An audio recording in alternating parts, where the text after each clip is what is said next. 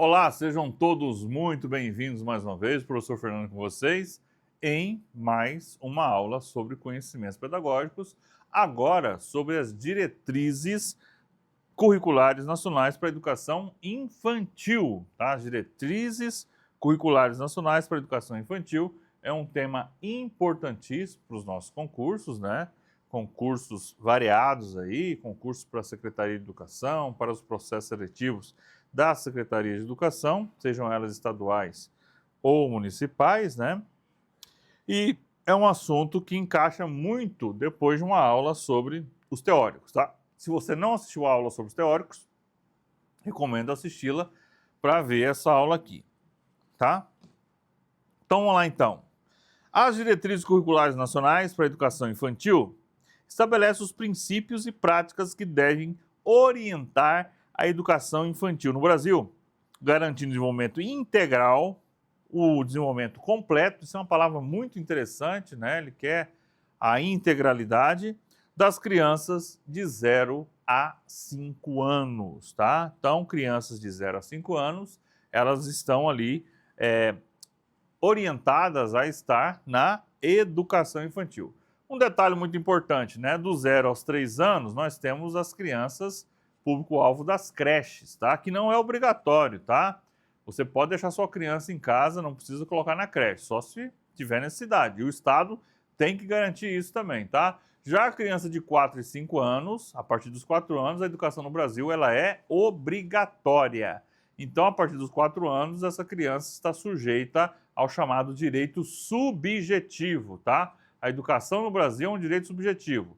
Dos 4 aos 17 anos, aí entrando toda a educação básica, o nível básico, né, que envolve a educação infantil, né, a chamada pré-escola também, né, junto ali, o ensino fundamental e o ensino médio é obrigatório no Brasil, né, você não tem escolha. Então é um direito subjetivo, tá? Diferentemente de um direito objetivo, que a gente pode escolher, né, querer ou processar alguém, né? Mas no direito subjetivo, não. Você está subjugado a ele, você tem que aceitá-lo, custe o que custar. O pai que não leva o filho na escola pode responder na justiça, né? Ele pode ser denunciado junto ao Conselho Tutelar, ao Ministério Público, né? Porque no Brasil é obrigatório que as crianças de 4 a 17 anos estejam na escola. Então, a educação infantil, ela tem uma parte que é facultativa, que é do 0 aos 3 anos, e ela tem uma parte obrigatória, que é do 4 e 5 anos de idade, tá?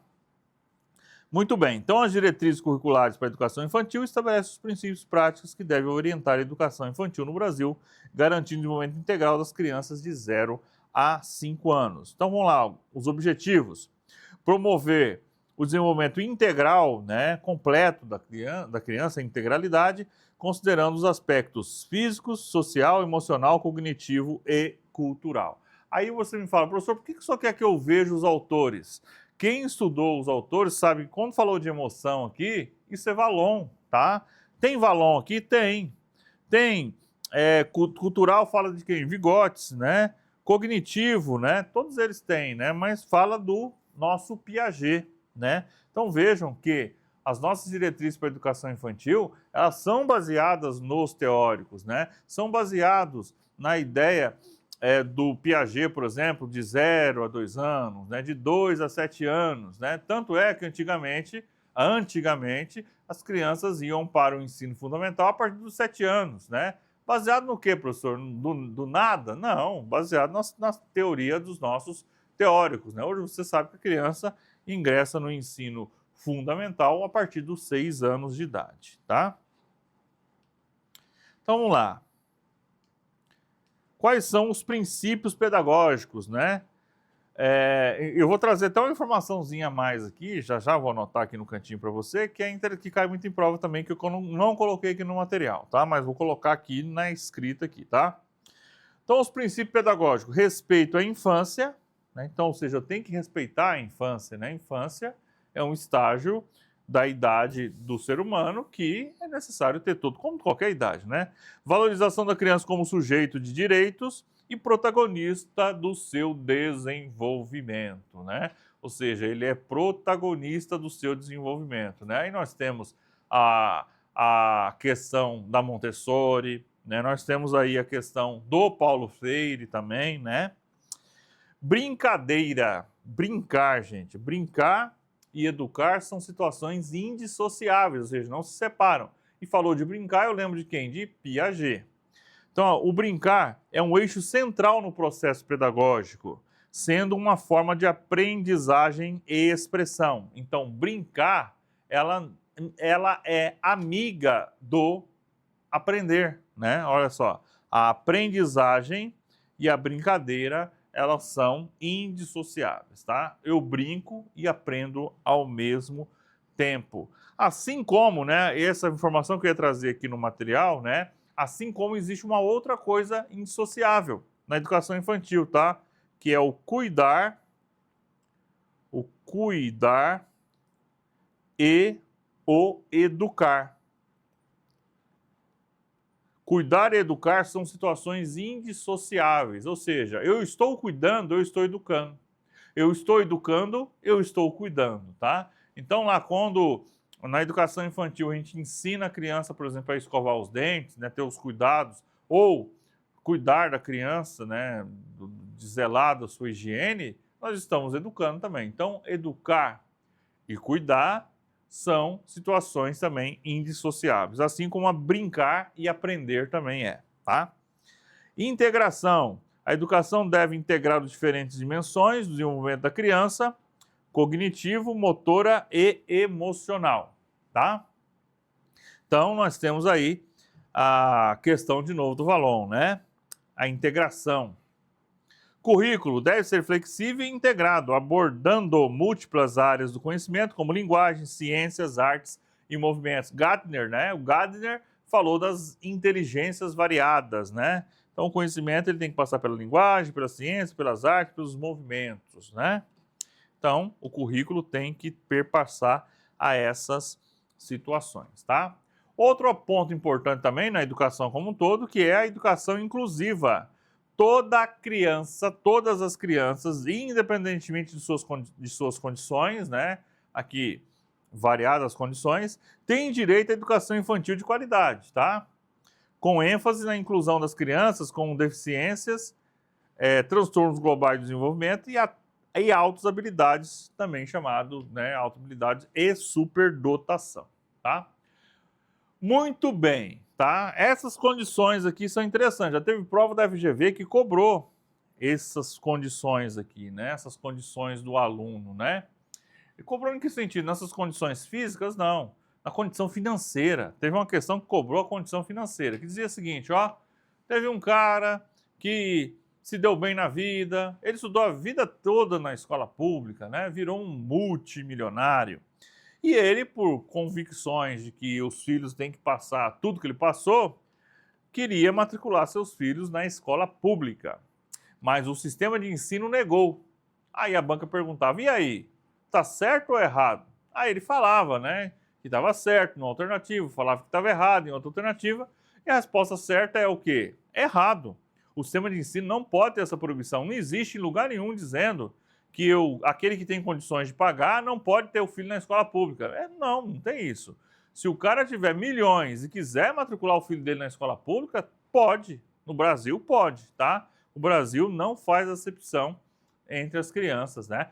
Por óbvio, seria muito difícil isso acontecer, tá? Mas é possível? É possível, tá?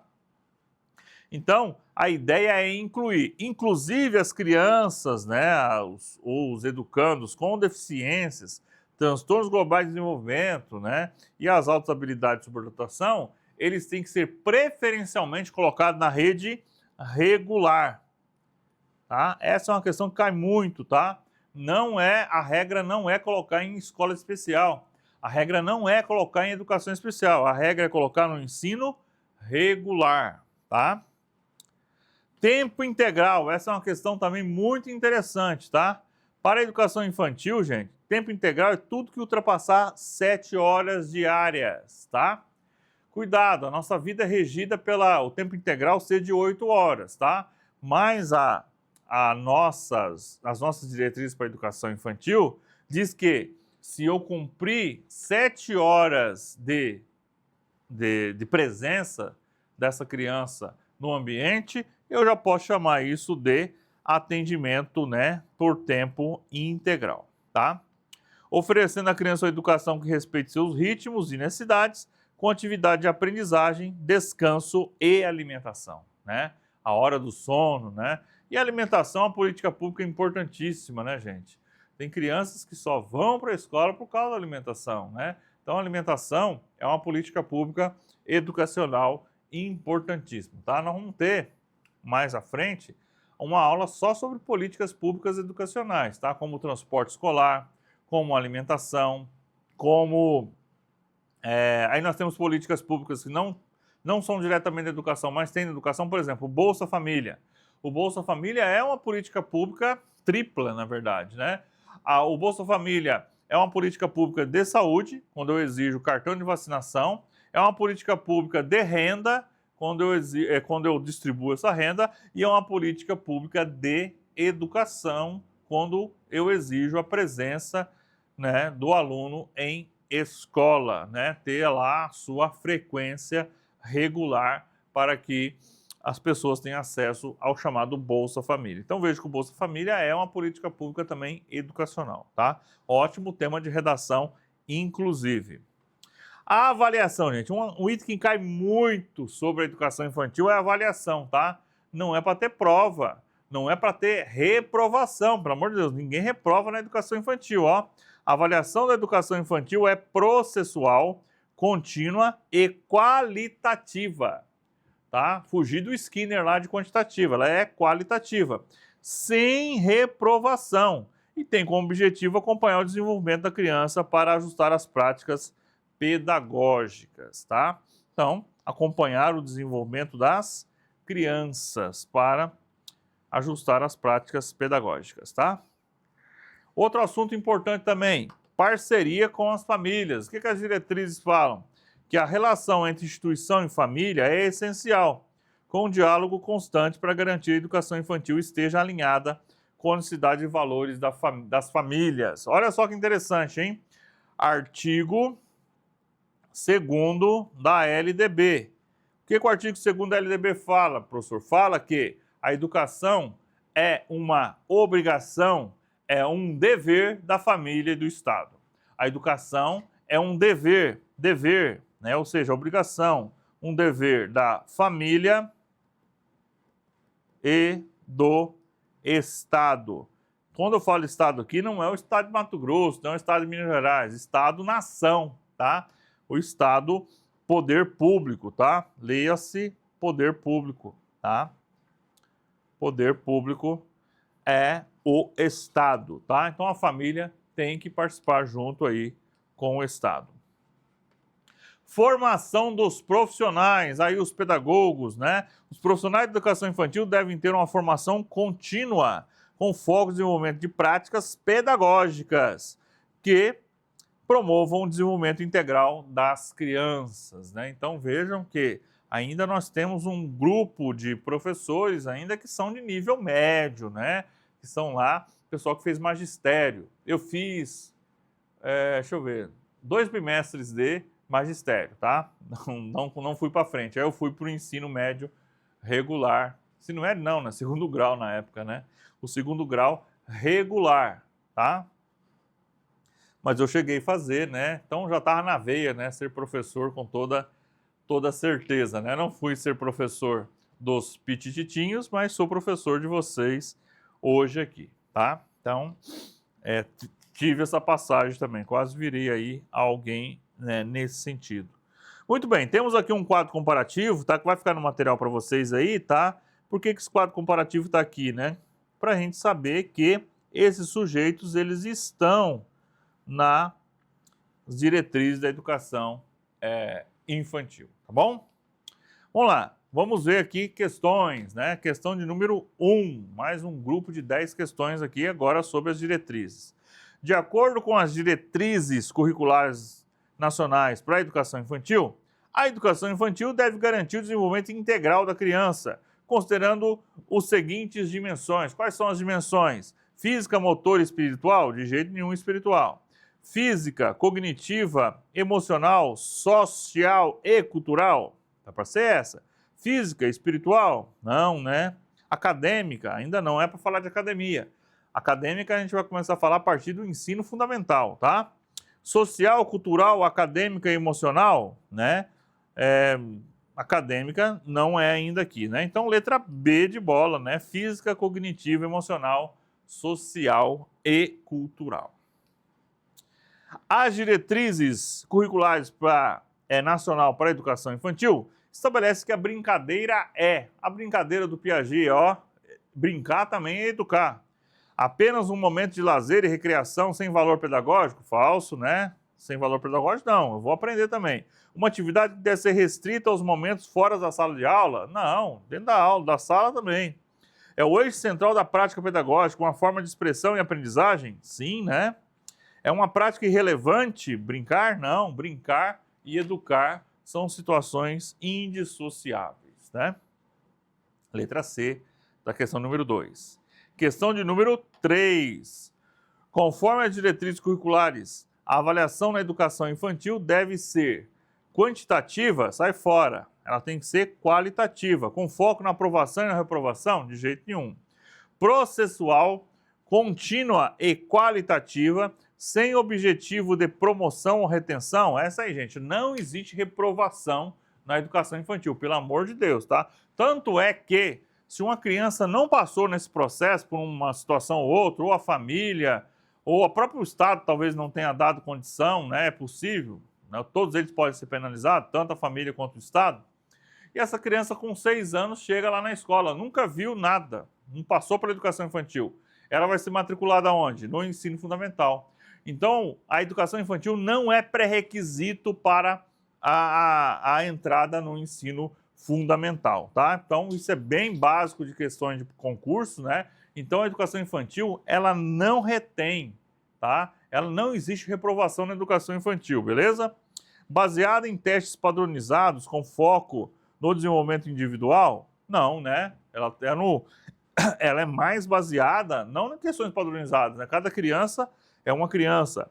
Realizada apenas no final do ano letivo para decidir a promoção ou retenção? Já falei que não há reprovação na educação infantil. Então, a educação infantil ela é processual, contínua, qualitativa, tá? Não é quantitativa, é qualitativa, sem objetivo de promoção ou retenção. Vamos agora para a questão de número 4. Muito bem. As diretrizes curriculares nacionais para a educação infantil destacam que a inclusão da criança com deficiência, né, a regra é incluir, transtornos globais de desenvolvimento e altas habilidades deve. Vamos lá. O que eu tenho que fazer com essa criança? Eu tenho que fazer uma atividade especial para ela? Não. Na verdade, a regra é colocar ela no sistema regular de ensino. Então, ela é opcional? Não. É garantida apenas em instituições privadas? Não, tanto público quanto privadas. Ela deve ser obrigatória e acontecer em todas as instituições da educação infantil? Letra C é a nossa resposta, tá? Essa inclusão, ela é obrigatória e, por regra, no sistema regular de ensino, tá? Então, se a banca falar que criança ou aluno com deficiência, aluno com altas habilidades, aluno com transtornos globais de aprendizagem, se falar que ela tem que ir para uma sala especial, em regra não, tá? Em regra, ela tem que ser incluída no sistema regular de ensino, tá bom? Então, dentro do sistema regular de ensino, que é a nossa resposta. Então, ela é obrigatória, essa inclusão, e ela deve acontecer em todas as instituições de educação infantil, sejam elas públicas ou sejam elas privadas. Essa regra da inclusão não é só para a educação infantil, tá? O ensino fundamental, o ensino médio, o ensino superior também, ou seja, ela é transversal, essa inclusão ela é transversal a todos os níveis educacionais, seja o nível básico ou seja o nível superior de educação, tá bom? Vamos agora para a questão de número 5, a questão que fala sobre o nosso tempo integral. Professor, o que é tempo integral? Pegadinha de concurso, tá? não é 8 horas, não são 8 horas, tá? São 7 horas. A partir de 7 horas já é considerado ensino em tempo integral. Ou seja, a educação infantil também não sai fora disso, tá? Então, se eu tenho lá na minha prova dizendo que 8 horas é o tempo integral, sai correndo dessa questão, tá? Porque o nosso dia a dia, nosso trabalho, CLT, geralmente 8 horas é tempo integral, tá? Mas para a educação, não. A educação, 7 horas já é considerado tempo integral. Então, o tempo integral na educação infantil, segundo as diretrizes curriculares nacionais, refere-se ao atendimento educacional por um período de até 5 horas, sai fora, não é essa a alternativa. Entre 7 e 11 horas é uma boa alternativa, falou de que acima de 7 já é integral. Até 3 horas, um absurdo de alternativa, né? No mínimo 12 horas, tem gente que poderia marcar essa daqui, né? Tem gente que tem pais, né, família que quer deixar a criança lá 12, 16 horas no ambiente escolar, né? Às vezes, né, tem que trabalhar, né? Mas essa não é a regra. A regra é de 7 a 11 horas, letra B, a nossa resposta da questão de número 5, tá? Então, grave isso aí, tá? Tempo integral na educação são no mínimo 7 horas, tá? A partir de 7 horas já considero como tempo integral. Questão zaça que cai, vira e mexe nos nossos concursos. Vamos lá, mais uma questãozinha sobre... Questãozinha não, questão zaça, né? Sobre as diretrizes curriculares nacionais para a educação infantil. Então, conforme as diretrizes curriculares nacionais para a educação infantil, a relação entre instituição e famílias deve ser, lembrando, artigo 2º da LDB, a educação é um dever das famílias e do Estado. Nunca se esqueça disso, tá? Não é um dever isolado da família e nem um dever isolado do Estado. É o dever dos dois, tá? A educação no Brasil é um dever das famílias e do Estado, tá? O Estado dando as condições de acesso à educação e a família educando a partir do seu próprio lar, tá? Então, qual que é essa relação deles? É distante? Gente, se eles têm responsabilidade juntos, você acha que vai ser distante? Para garantir a autonomia da instituição educacional? Sai fora dessa. De parceria, garantindo o diálogo e a participação das famílias no processo educativo, é de parceria. A parceria com o Estado, letra B. É restrita às reuniões bimestrais para entrega de boletins, né? Tem pais e mães que acreditam nisso, né? E não é um processo ativo, tá? Limitado ao cumprimento de normas disciplinares? Não, né? É só para cumprir a lei? Não. É para garantir um acesso à educação de qualidade. Então, ó, artigo 2º da LDB, diz que a educação, ela é um dever de quem? Da família e do Estado.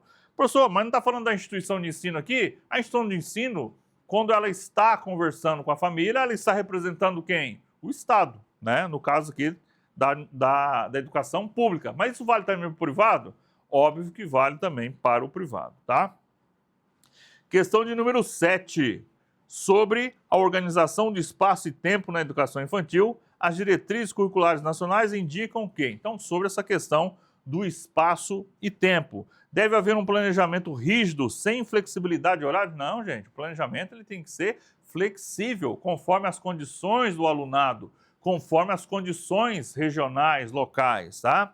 O espaço e tempo devem ser organizados de forma flexível, aí sim a letra B já fica legal. Respeitando as necessidades e os ritmos das crianças, né? É isso aí. Respeitar sempre o ritmo e as necessidades da criança. A atividade deve ser uniforme, sem considerar as diferenças entre as crianças, de jeito nenhum, né? Olha, inclusive, a nossa Base Nacional Comum Curricular, artigo 26 da LDB, ela vai falando que eu tenho que conhecer, inclusive, a individualidade do aluno. É a partir da individualidade do aluno que eu vou formar o meu currículo. Aí eu vou para as questões locais, regionais e assim por diante. As atividades de descanso e alimentação não devem fazer parte da rotina? Mentira! Descanso e alimentação são essenciais. São, dentro da educação infantil, essenciais. Tem que ter a hora do cochilo e tem que ter a hora do rango também, tá? Que, inclusive, já falei, a alimentação, a política de alimentação na rede pública, ela é uma política social, é uma política educacional de inclusão e de retenção de alunos. Tem aluno, infelizmente, no Brasil, que vai à escola por causa da alimentação. Mas é uma política pública interessantíssima. Questão de número 8. De acordo com as diretrizes curriculares nacionais para a educação infantil, as instituições de educação infantil devem focar exclusivamente no desenvolvimento cognitivo? Não, né, gente? Exclusivamente cognitivo, não. Tem que ser o motor, cognitivo, emocional e cultural. Promover o desenvolvimento integral da criança, ou seja, completo, em seus aspectos físicos, emocional, ó o Vygotsky aí, olha o Vallon aí também, ó, cognitivo e social, né? Falou de físico e emocional, Vallon falou de interação social, Vygotsky. Falou de cognitivo, Piaget. Então, a letra B traz a resposta, tá? Priorizar o ensino de conteúdos escolares desde os primeiros anos de vida, né? Não é esse o objetivo. Avaliar a criança com base em provas e testes padronizados de jeito nenhum. A avaliação na educação infantil ela tem que ser processual, ela tem que ser qualitativa, não é nada padronizado, não tem prova.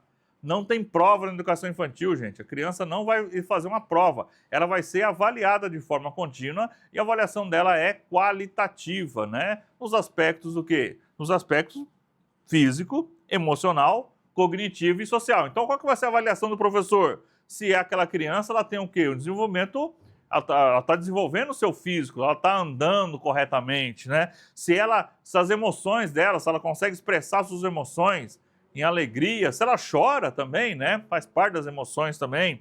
Se ela está se desenvolvendo de forma cognitiva, ou seja, ela está começando a ter algum tipo de raciocínio, ou também fazer a avaliação social, como é que ela interage com outras crianças, né? É essa a avaliação da educação infantil, tá? Então não existe prova. Ele é um conceito, ele é conceitual, né? É um acompanhamento. Você vai ter que ver como a criança começou o ano e como que ela está terminando. Do quê? Nesses aspectos que a gente acabou de discutir, tá? Questão de número 9. As diretrizes curriculares nacionais para a educação infantil estabelecem que currículos de educação infantil devem ser. Então, como é que é esse currículo? Ele deve ser segmentado por disciplina com foco no conteúdos escolares formais? Ou seja, não, gente. Estamos falando de educação infantil. Eu não estou falando de uma grade de ensino fundamental e ensino médio que tem lá horário certinho, não. Eu tenho que ter flexibilidade. Baseado em áreas do conhecimento, sem interação com elas, gente, tem que ter transversalidade. Ao mesmo tempo que você está educando, você está cuidando. Você está cuidando, está educando. Você está brincando, você está aprendendo. Lembrando, ó, educar e cuidar são situações indissociáveis. Gente, isso é batata. Não tem um concurso que não cobra isso. Outra coisa que é indissociável, brincar e aprender. A criança brinca e aprende. Ela aprende e brinca. A brincadeira é fundamental na educação infantil. Quem falou isso? Piaget. O Piaget que é o autor da brincadeira como aprendizagem, tá? Letra C. Integrado e flexível, abordando as diferentes áreas do conhecimento e respeitando o desenvolvimento da criança. Letra C é a nossa resposta da questão de número 9. E a letra D, determinado pelo desempenho em avaliações padronizadas? De jeito nenhum. Questão de número 10. As diretrizes curriculares nacionais para a educação infantil indicam que o currículo deve garantir os direitos de aprendizagem e desenvolvimento das crianças. Esses direitos incluem apenas desenvolvimento motor e cognitivo? Não. Tem que é o motor e o físico é o mesmo, né? Emocional, cognitivo e social. Conviver, brincar, participar, explorar e expressar-se e conhecer-se, pode ser essa, né? Conviver, brincar, participar, explorar, né? Autonomia. Aprender a ler e escrever com ênfase em habilidades acadêmicas? Não. A criança tem a obrigação de aprender a ler e escrever no ensino fundamental. Na educação infantil, não tem obrigação de letramento, tá? Inclusive, o ensino fundamental, nós temos agora uma palavrinha, gente, ó, 2023, alterou a LDB, né? Ele fala de letramento pleno, tá? Nós temos que ter a alfabetização plena, completa. O que a lei quer dizer com essa alfabetização plena? Está a dizer o seguinte, ó, o sujeito não é só saber ler e escrever, ele tem que saber interpretar. Lembra daquela velha crítica que a gente tinha do chamado analfabetismo funcional? Ó, até não saiu, né? Analfabetismo funcional é que as pessoas sabiam ler, sabiam escrever, mas não sabem interpretar, tá? Então, a alfabetização plena é uma novidade na LDB, tá?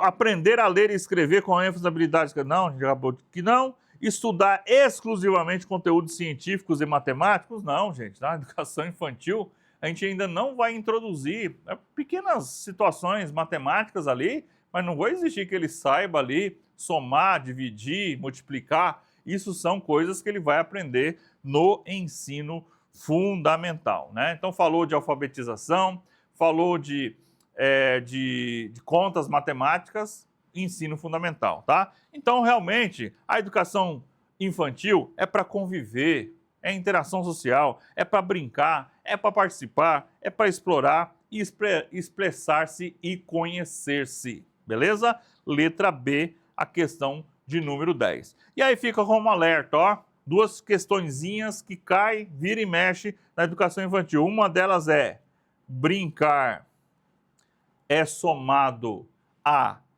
aprender,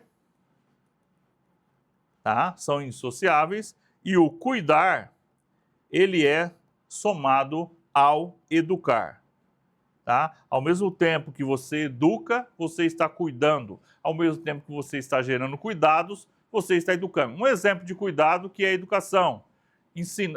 Fazer a higiene bucal, por exemplo, né? Ensinar a criança a fazer higiene bucal. Você pode cuidar, está cuidando, fazendo higiene bucal e ao mesmo tempo está educando, tá? E o brincar e o aprender, professor? Piaget já dizia, né? Que o brincar, ele é essencial para o aprendizado, tá? Então, se falou de brincadeira, você lembra sempre do Piaget para acertar a questão na sua prova do concurso, beleza? Forte abraço, fique com Deus e até a próxima. Tchau, tchau.